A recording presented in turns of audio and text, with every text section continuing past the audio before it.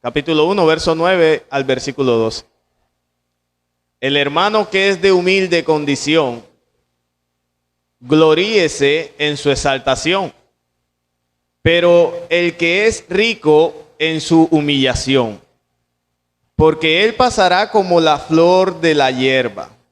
Porque cuando sale el sol con calor abrasador, la hierba se seca, su flor se cae y perece su hermosura apariencia. Así también se marchitará el rico en todas sus empresas. Bienaventurado el varón que soporta la tentación, porque cuando haya resistido la prueba, recibirá la corona de vida que Dios ha prometido a los que le aman. Bendito Señor y glorioso Salvador, nos acercamos en esta mañana delante de ti nuevamente, Señor, a través de este medio como es la oración, el cual tú nos has dejado, Padre, para nosotros venir a refugiarnos ante ti en señal de dependencia. Y es lo que queremos hacer en esta mañana, Padre, refugiarnos ante ti. Venimos hoy, Padre, pidiéndote que tú nos puedas hablar, que podamos escuchar tu voz y que tu evangelio esté presente en este tiempo que vamos a estar nosotros atentos a lo que este predicador va a compartir.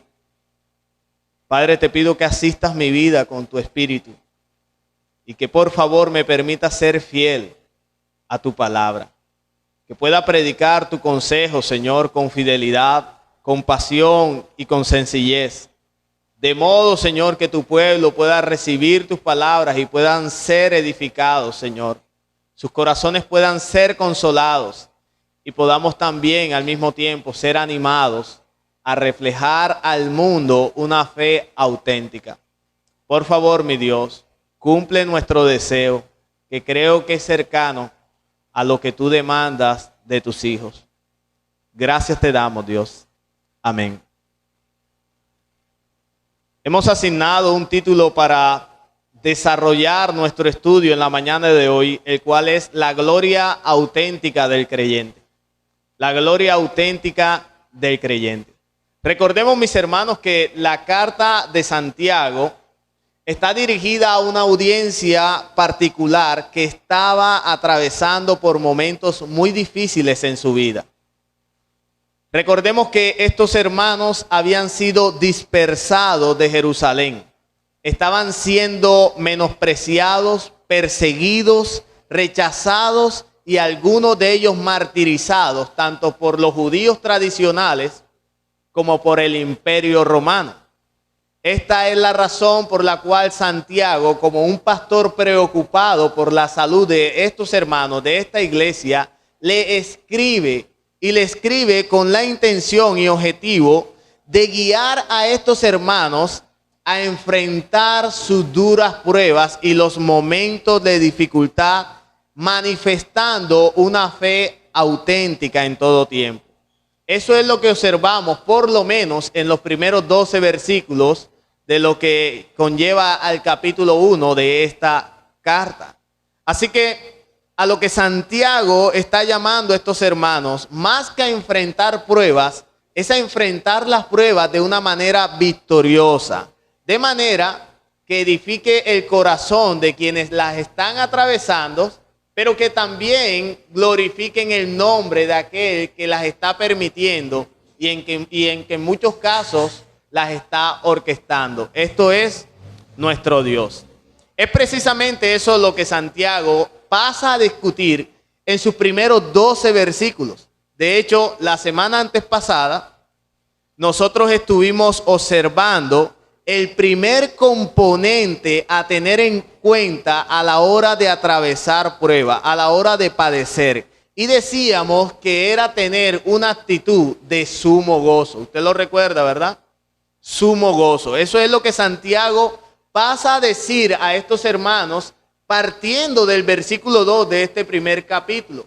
Que tengan una actitud de sumo gozo. Ahora, no es gozo porque el cristiano disfrute el sufrimiento.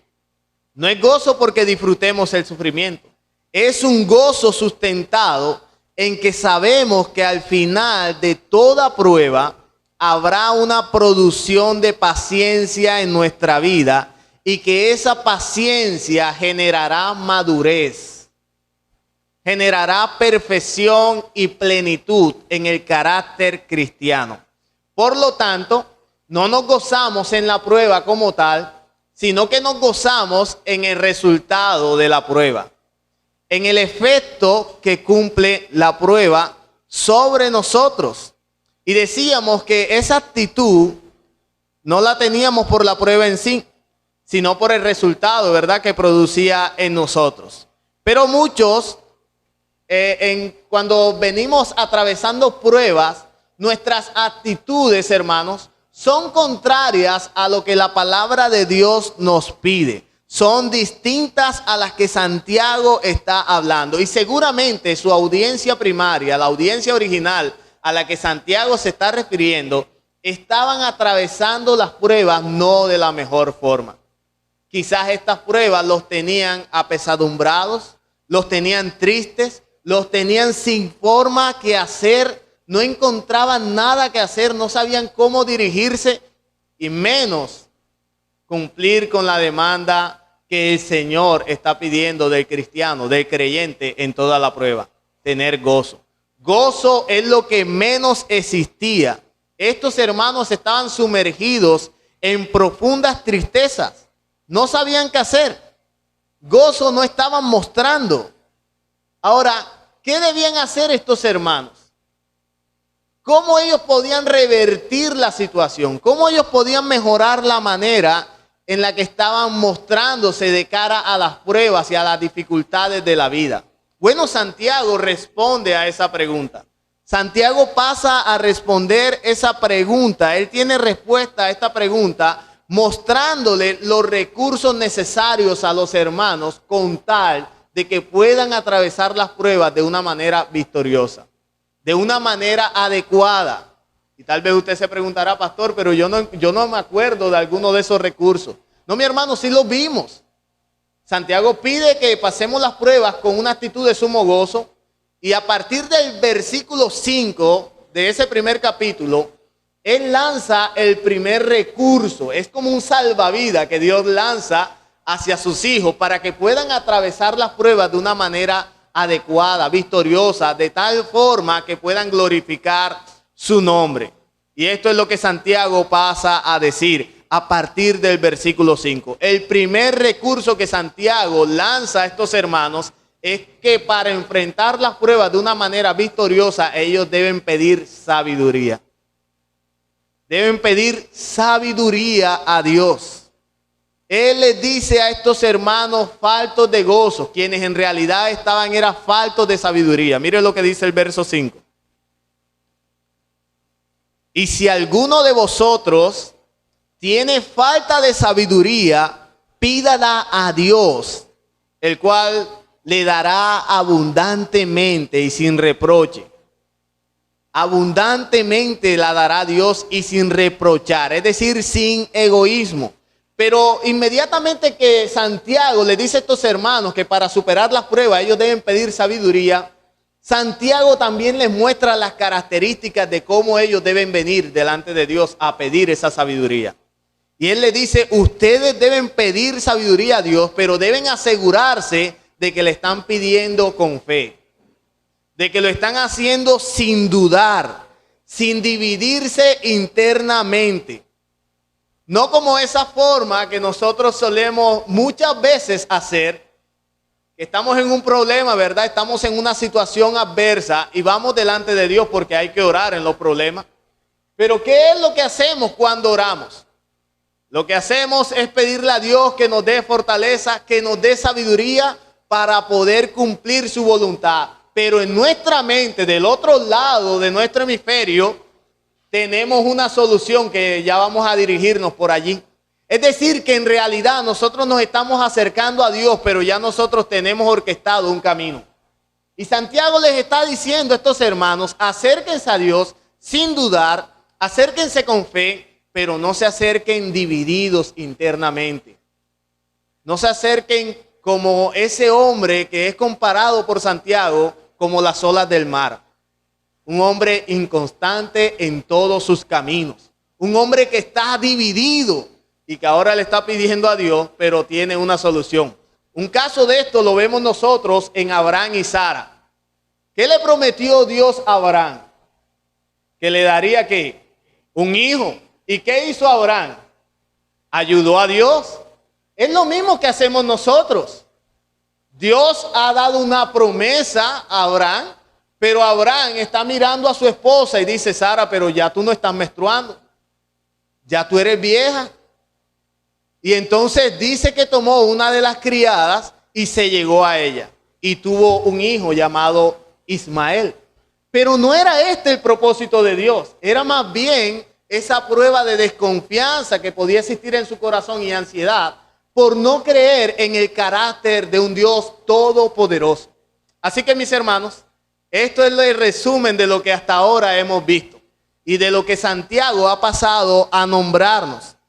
Entonces nosotros en esta mañana vamos a estar observando ese compromiso de tener sabiduría, de haber pedido sabiduría a Dios. Esa sabiduría como un elemento indispensable para superar las pruebas, vindicando a un mundo la fe auténtica que tenemos. Pero hay un segundo y tercer recurso que nuestro Dios a través de Santiago lanza a estos cristianos que se encuentran enfrentando pruebas. Que ese recurso que Santiago va a proveer nos ayudará a pasar las pruebas de una manera victoriosa, manifestando una fe verdadera. Ese recurso es la comprensión de que la identidad del creyente no está representada por la pobreza ni la riqueza. Su gloria y su felicidad es Cristo y no los bienes materiales. Esto es lo que a continuación nosotros vamos a estar estudiando y lo haremos utilizando tres encabezados. En primer lugar, veremos un panorama general de la escena. En segundo lugar, observaremos el mandamiento principal y en tercer lugar, la recompensa particular. Veamos en primer lugar entonces un panorama general. ¿Qué es lo que hemos leído? ¿Cómo entendemos esto que hemos leído? Bien, vamos entonces a pasar a resumir un poco de una manera panorámica todo lo que hemos leído del versículo 9 al versículo 12. Pero antes, mis hermanos, permítame decirles que he escuchado al pastor Salvador Gómez mencionar una frase de un hombre que él había escuchado también y me llamó poderosamente la atención. Llamó mucho la atención lo que el pastor Salvador podía decir. Él decía: cierto hombre de Dios llegó a decir en una ocasión que el dinero nos pone a prueba a todos y las desigualdades entre nosotros solo es la sal que hace que nuestra herida pique más.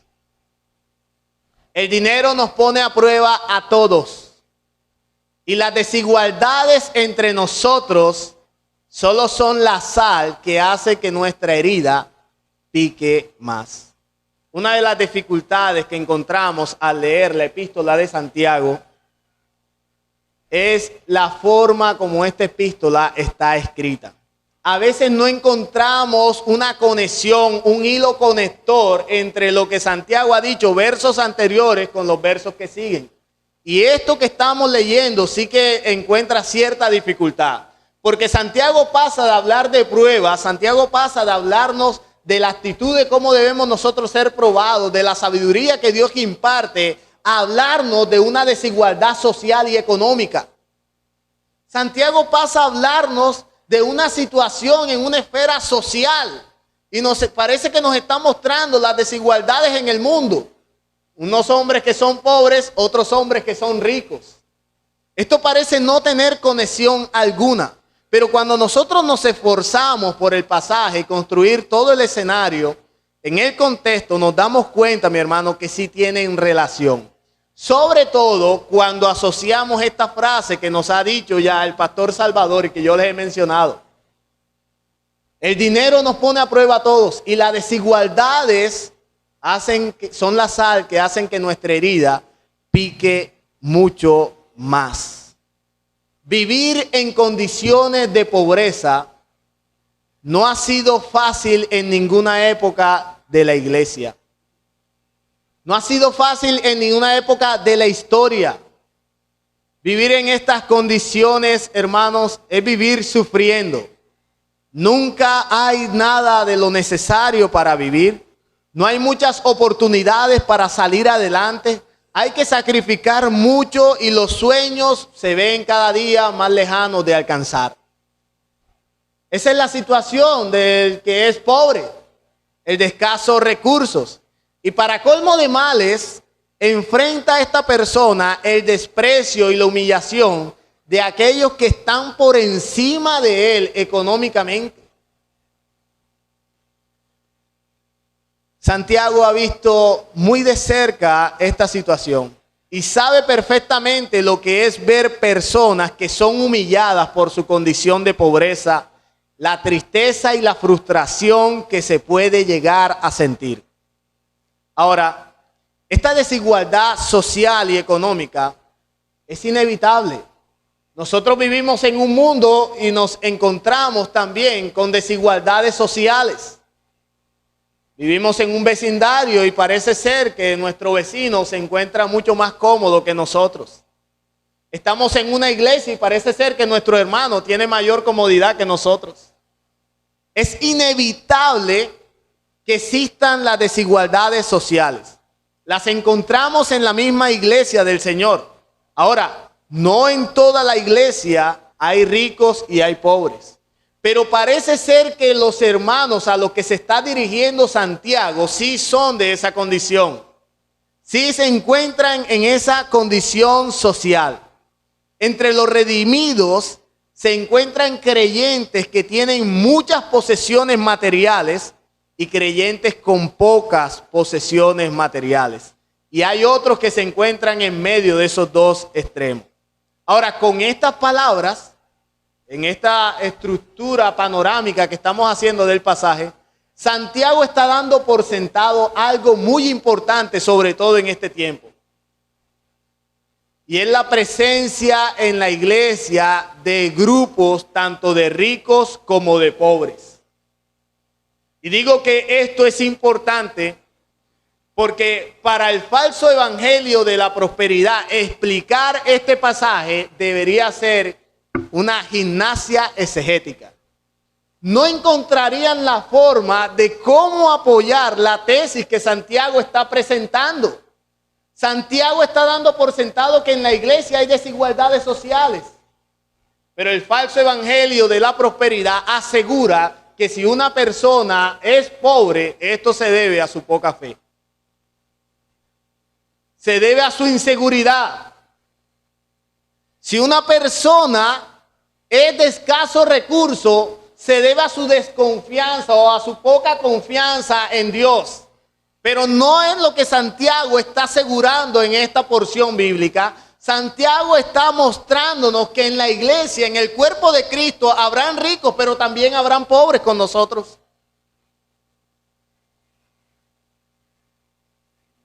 Santiago está diciendo que los ricos, como los pobres, son hijos de Dios.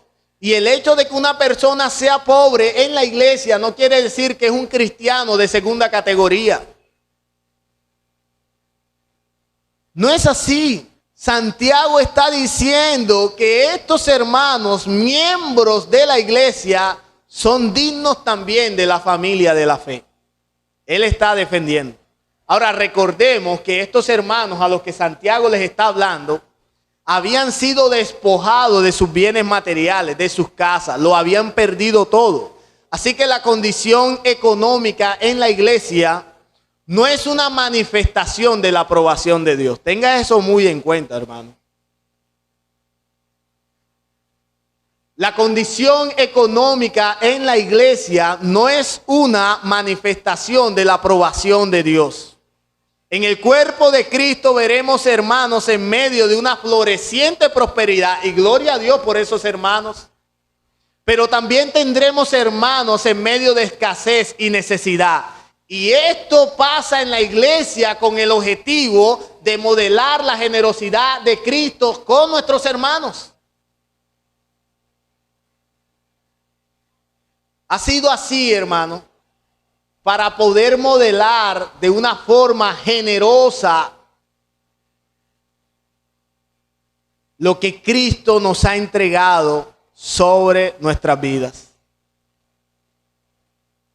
Ahora, la Biblia misma nos hace saber sobre la presencia de ricos y pobres. Por lo menos cuando usted observa 1 Corintios capítulo 11, versículo 22, usted se encontrará que Pablo está reprendiendo a la iglesia de los Corintios, a los hermanos de la iglesia de los Corintios, especialmente a los ricos.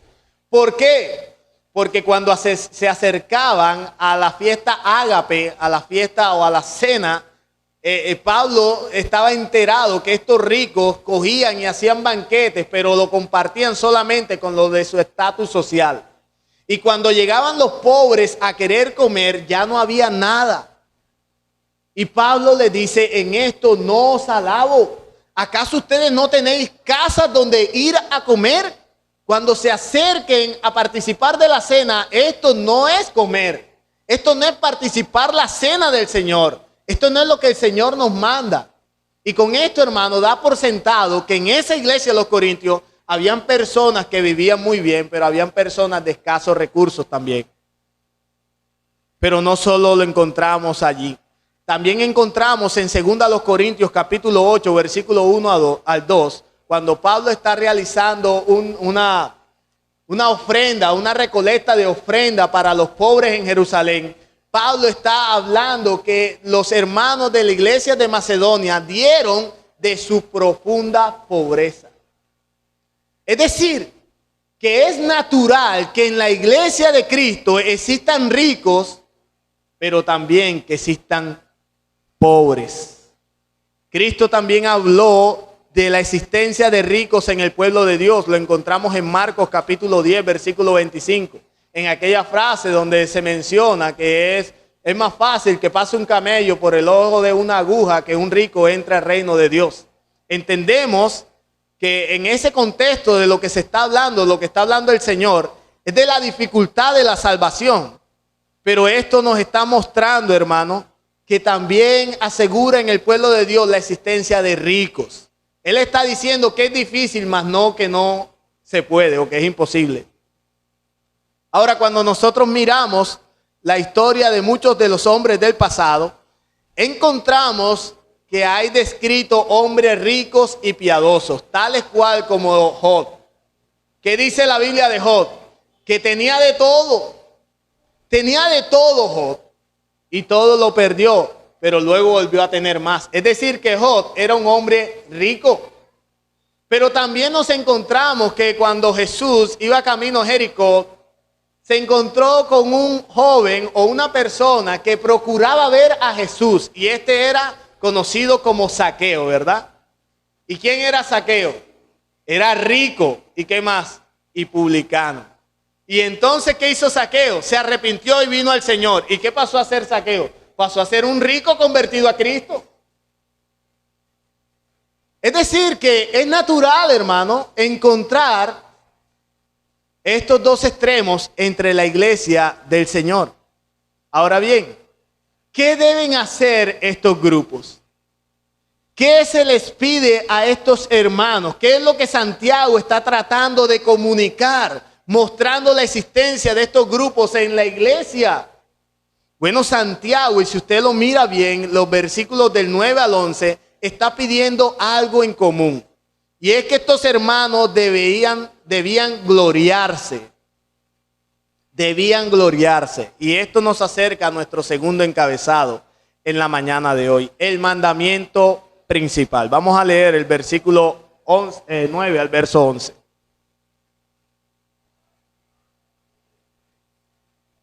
El mandamiento principal. El hermano que es de humilde condición, gloríese en su exaltación. Pero el que es rico en su humillación, porque él pasará como la flor de la hierba.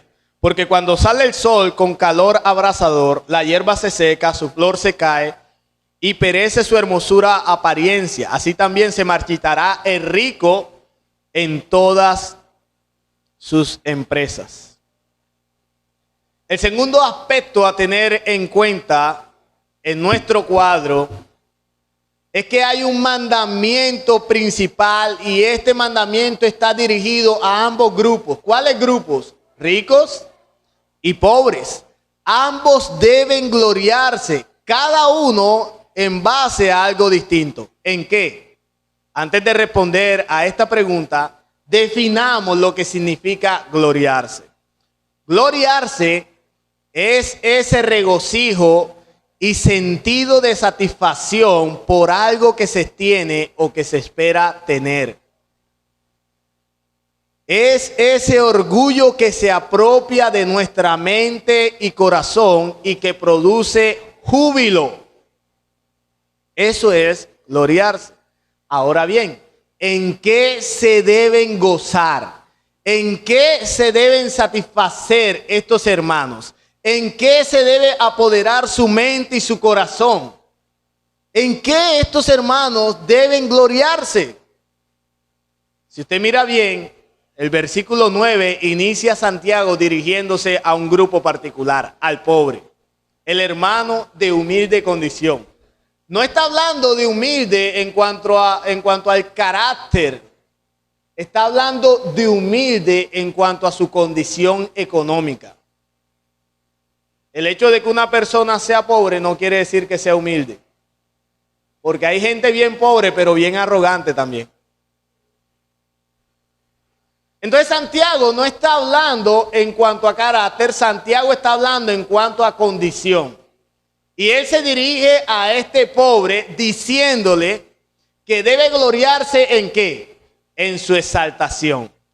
Pero también a partir del versículo 10 se dirige al otro grupo y a ese sí lo menciona como el rico. ¿Y al rico qué le dice? Que debe gloriarse ¿en dónde? En su humillación. ¿Y qué quiere decir esto? ¿Qué significa esto? Bien, vamos a proceder a estudiarlo. Santiago, con estas palabras en común, está intentando descentralizar nuestros ojos de las cosas materiales y temporales de este mundo. Está pidiéndonos que quitemos la mirada, nuestra mirada de las cosas materiales y temporales en este mundo. Santiago está haciendo un llamado a tener una estimación correcta de la vida.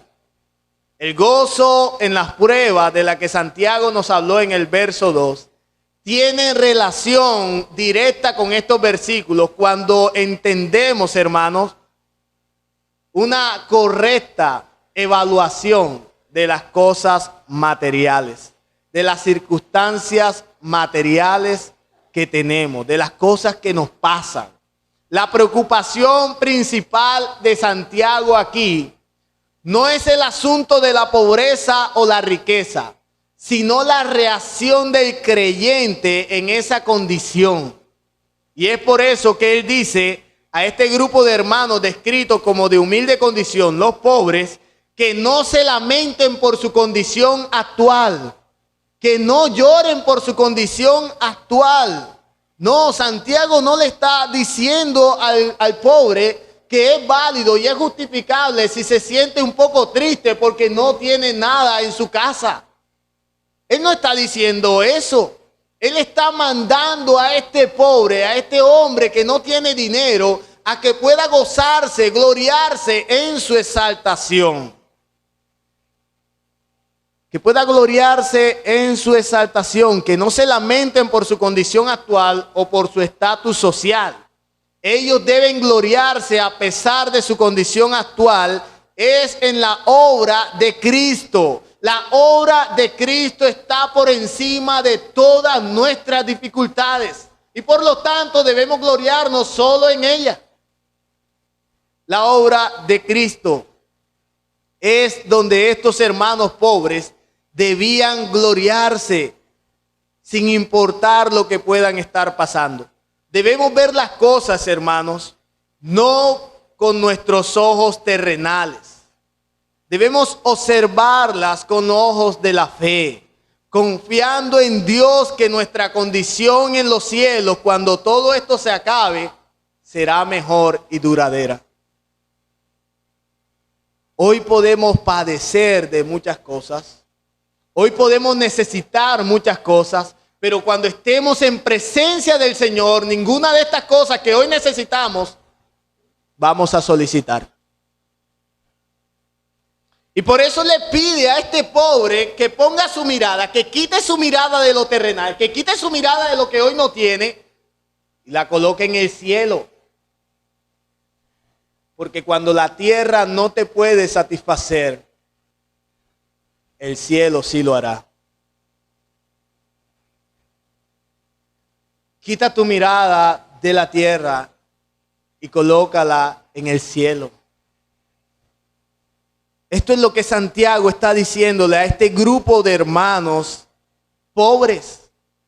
Asimismo, Santiago también le habla a esta persona que es descrita como rica. Y si ha sido así, es porque Dios lo ha permitido. Dios es quien ha permitido que muchas personas, que muchas familias sean ricas y otras sean pobres. Hermano, esto es algo que debemos nosotros asegurarnos de entender. Porque parece que se despierta en nosotros por momentos envidia, ¿verdad? Con familias, no sé cómo usted le quiera nombrar, de pronto se le viene a su mente la familia Char. Y yo quisiera ser un Char. Hermanos, si lo tienen es porque en la gracia común, de cualquier forma, de cualquier manera, de que la época marimbera, de lo que usted quiera, pero de cualquier forma, Dios así lo ha querido, lo ha establecido Él. Él lo ha establecido así. ¿Y qué culpa tienen ellos de eso? Hermanos, debemos entender esto así, porque a todos nos pasa, ¿verdad? A todos nos pasa. Entonces muchos cantarán esa canción de que qué culpa tengo yo. No, mi hermano, Dios lo ha querido de esta forma. Aquel que es rico porque Dios así lo quiso. Le ha placido que algunas personas tengan riquezas materiales y otros no. Pero en este caso, Santiago no está hablando de un rico inconverso. Santiago está hablando a un rico cristiano, a un hombre cristiano, a un hombre de la iglesia, y le está diciendo a este rico que no puede colocar su confianza y gloriarse en sus riquezas, porque sus riquezas también son temporales. No puedes colocar tu confianza en las riquezas, en los bienes materiales, porque los bienes materiales no son los que te otorgan la identidad como cristiano. Tú no eres lo que tienes. Tú eres lo que Dios te ha hecho. No compres esa mentira que el mundo te ha dicho, hermano. No la compres. Porque si la compras, entonces vivirás bajo la frustración al intentar cosas y no conseguirlas. Tú eres lo que Dios ha dicho que tú eres por medio de Cristo, lo que Él te ha hecho ser. Y entonces Santiago pasa a hablarle a estos hermanos, a estos ricos, que así como estuvieron felices y seguros cuando tenían todo, esa misma alegría, esa misma paz, esa misma confianza la deben tener en el Señor cuando lo pierdan también. El rico gloríese en su humillación. Pero ¿quién se puede gloriar cuando pierde todo? Bueno, ahí tenemos el caso de Job. Tenemos el caso del apóstol Pablo, que pudo decir, sé vivir muy bien, pero también sé vivir en escasez. Por todo y para todo he estado preparado. ¿Y qué pasa si en este diciembre no puedes estrenar? ¿Qué pasa con eso? ¿Qué pasa si tu casa no la puedes pintar? ¿Qué pasa con eso? ¿Se derrumba acaso tu identidad como cristiano por estas cosas?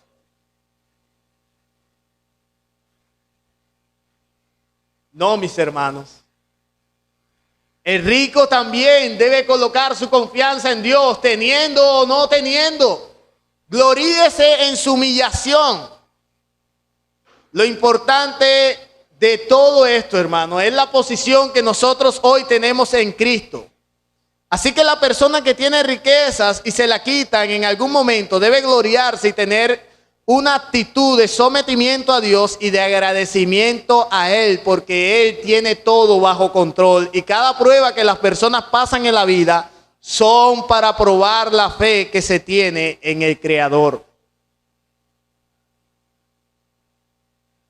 Hemos padecido pérdidas significativas de empleos, de recursos financieros, de negocios que antes estaban floreciendo y hoy están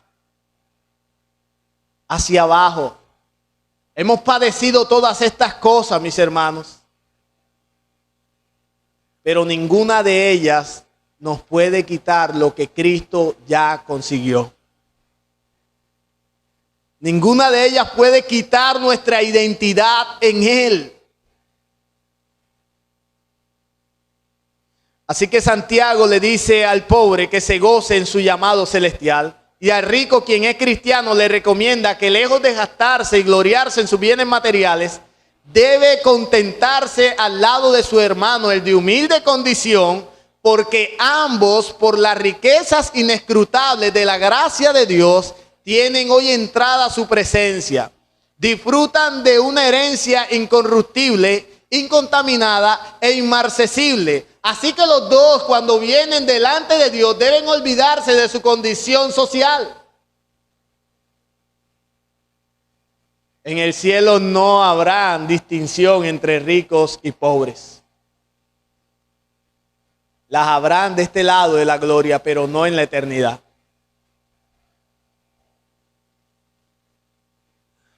Ahora Santiago le recomienda que no haga esto porque los bienes materiales y las riquezas materiales son temporales, y hace una comparación sobre una flor o una hierba. Y dice, miren, esta crece y está muy bonita, pero de repente se muere, se seca. En un abrir y cerrar de ojos esto pasa. Asimismo las riquezas, hoy tú puedes tener y mañana estás pelado. No hay nada. Hoy te pagaron y pasando 4 días ya no tienes nada en tu cuenta.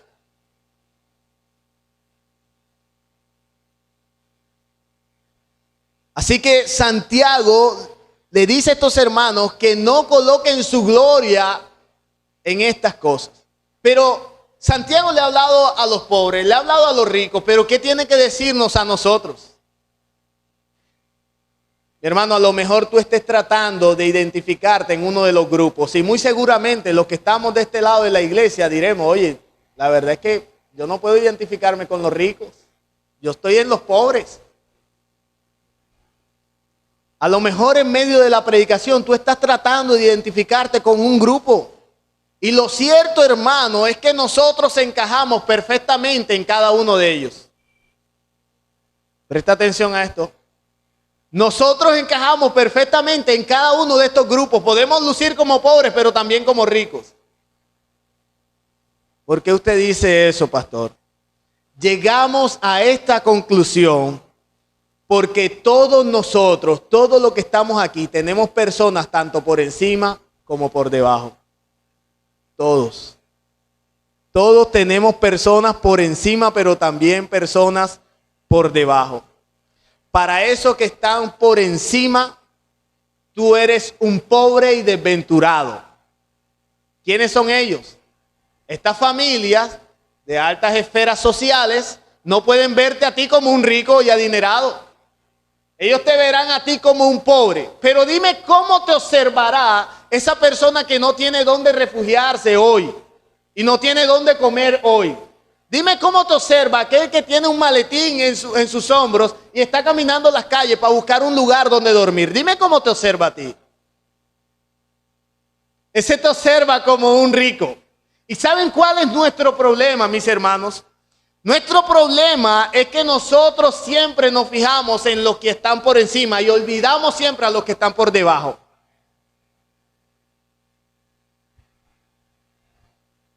Ese es nuestro problema y por eso no somos agradecidos con lo que hoy tenemos.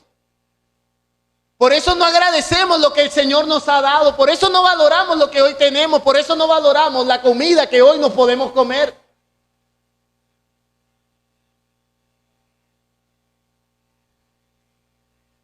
Entonces, ¿encajamos o no encajamos?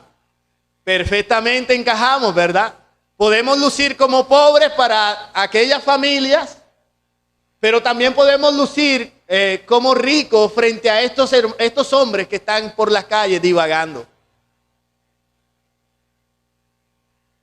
Esto también pasa en la congregación, hermano. Nosotros podemos compararnos aquí y ahora con hermanos que están en una condición favorable.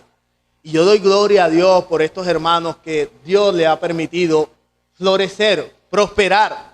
Es una gran bendición. Pero quiero decirte que tú debes recordar que hay hermanos aquí y ahora que están en una peor situación que la tuya. Están en una peor situación que la tuya. Así que no te fijes únicamente por las cuentas que tienes por pagar. No te fijes únicamente en los inconvenientes. Fíjate en lo que tú tienes ahora y lo que te ha asegurado Cristo. Eso te dará gozo. Eso te dará contentamiento. Así que al igual que estos hermanos, ¿qué debemos hacer nosotros? Lo mismo que Santiago le pidió a estos hermanos, gloriarse no en sus bienes materiales, no en su escasez, no en tener, sino en Cristo. Gloríate en Cristo. Sea que tengamos o sea que nos falte, debemos gloriarnos en Cristo, porque nuestra identidad no depende de nuestros bienes materiales, depende de lo que nuestro Señor logró en la cruz. Es allí donde está nuestra identidad, en nuestra relación, la relación de perdón y reconciliación que hoy tenemos con nuestro Padre Celestial. Romanos capítulo 5, versículo 3.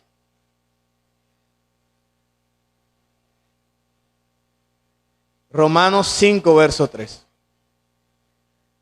Habla Pablo acerca de gloriarse. Dice, y no solo esto, sino que también nos gloriamos. ¿En qué, Pablo? En las tribulaciones, sabiendo que la tribulación produce paciencia. Versículo 11. Y no solo esto, parece que repitiera Pablo, sino que también nos gloriamos en Dios por el Señor nuestro Jesucristo, por quien hemos recibido, ¿qué? La reconciliación. Pablo nos está mostrando y enseñando el camino en el que, el objeto en el que nosotros nos debemos gloriar. Esto es Cristo. Es Cristo. Ahora, esto es el resultado de haber ido delante de Dios y pedir sabiduría. Porque cuando pedimos sabiduría y Dios nos la da, entonces nosotros la utilizamos comprendiendo que nada de lo terrenal, por muy bueno que sea, será eterno.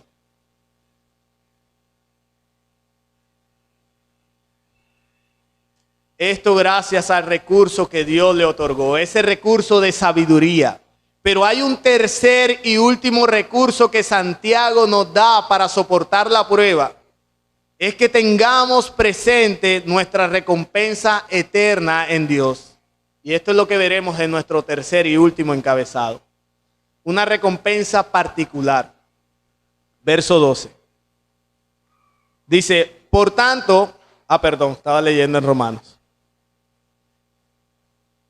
Verso 12. Bienaventurado el varón que soporta la tentación, porque cuando haya resistido la prueba, recibirá la corona de vida que Dios ha prometido a los que le aman. Recibirá la corona de vida que Dios ha prometido a los que le aman. El tercer recurso que Dios otorga para nosotros superar las pruebas es tener presente la recompensa, la promesa de vida eterna, la corona de vida. Ahora, Santiago inicia el verso 12 desconectándose al parecer de lo que ha venido diciendo, señalando una bienaventuranza. Él utiliza la palabra bienaventuranza y la utiliza aquí para ir más allá de un estado emocional de felicidad. Él no está solo apelando a felicidad y alegría. Santiago va más allá de una palabra. Él continúa con su descripción de felicidad. Él está hablando en términos inimaginables. Está mostrando lo que la prueba, hermano, puede realizar en nuestro interior. Lo que la prueba puede generar en nuestro carácter. La finalidad de la prueba es que podamos ser perfectos, maduros, cabales. Que podamos ser cristianos auténticos al punto de separar nuestra mirada solo de lo material, solo de lo terrenal y colocarla en lo eterno. Y cuando una persona coloca su mirada en lo eterno, siempre será un cristiano bienaventurado. Un cristiano feliz y dichoso. Un cristiano que a pesar de estar padeciendo, es un cristiano que conserva su contentamiento no en las razones terrenales y en los bienes que pueda acumular, sino en su ciudadanía celestial, otorgada y ganada por los méritos de Cristo en la cruz. En este caso, la persona que logra soportar la tentación es completamente bienaventurada, dichosa, feliz, tenido en cuenta por Dios, ya que hay una promesa y esta es que va a recibir la corona de vida eterna. Corona entregada ¿a quiénes? A aquellos que le aman. Esta es la corona que se otorgaba en las Olimpiadas a los atletas después de que estos atletas se esforzaban. Y esto es lo que Santiago quiere comunicar a estos hermanos, a su primera audiencia, pero también a nosotros. Debemos esforzarnos. Él no está diciendo que es fácil, él está diciendo que esto requiere un esfuerzo, pero habrá un estímulo y es la corona de vida eterna. Una corona de vida. Es decir, que si yo logro soportar cualquier tipo de tentación, yo lo hago porque en mi interior hay algo que me mueve, que me domina, que es más poderoso que yo. Y es ese amor que Dios me ha otorgado. No mi amor por Él, porque mi amor por Él, hermano, es un amor imperfecto, fluctuante. Es su amor hacia mí el que me da las fuerzas, el mismo Dios me da las fuerzas, me otorga el valor para yo poder soportar la tentación, soportar las pruebas y de esa forma seguir caminando hasta el final de la meta para obtener la recompensa. Esta recompensa de vida eterna. Así que no podríamos pensar de esta manera, separado de la ayuda de Dios. Separado del poder del Espíritu Santo, separado de la presencia del Señor. Mis hermanos, mientras más claro esté en nosotros la infinita grandeza de la gloriosa promesa de vida eterna, nuestro caminar aquí también será glorioso.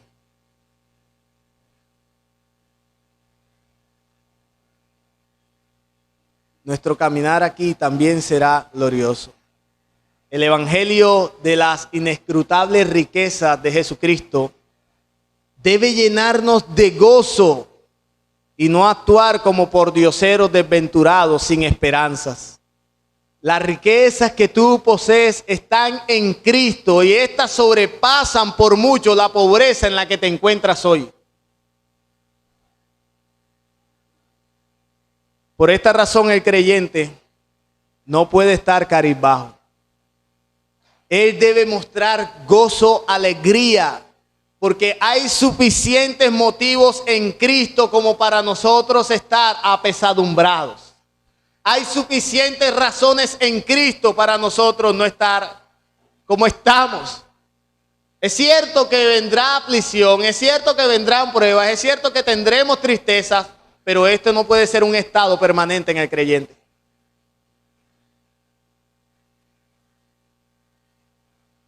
Aplicaciones. Hermano, ni la riqueza ni la pobreza deben ser causa de tu felicidad o infelicidad. Ellas no pueden darte el valor que ahora tú tienes en Cristo. Así que no te centres en tus problemas al punto de olvidar lo que tú tienes en Cristo y de menospreciar lo que Dios ha hecho contigo. Hermano, ¿cómo está tu enfoque espiritual? Yo quiero que pienses mucho en medio de esta aplicación en lo que voy a decir. ¿Cómo ves la vida que te ha tocado vivir? ¿Vives deprimido por tus carencias o vives añorando las riquezas del rico? ¿O vives gloriándote, regocijándote en lo que has podido lograr en tu vida? Ninguno, nos dice Santiago, ve las cosas con el enfoque correcto. Todos debemos ver las cosas y medir las cosas desde la perspectiva de la eternidad. Debemos gloriarnos en el hecho de que somos hijos de Dios y herederos de las verdaderas riquezas que Cristo compró por nosotros. Riquezas donde los ladrones no hurtan ni el hollín corrompen. Es allí donde se encuentra tu corazón, iglesia. Es allí donde se encuentra tu corazón, hermano. En las riquezas que no tienes y deseas, en las riquezas que tiene tu Señor.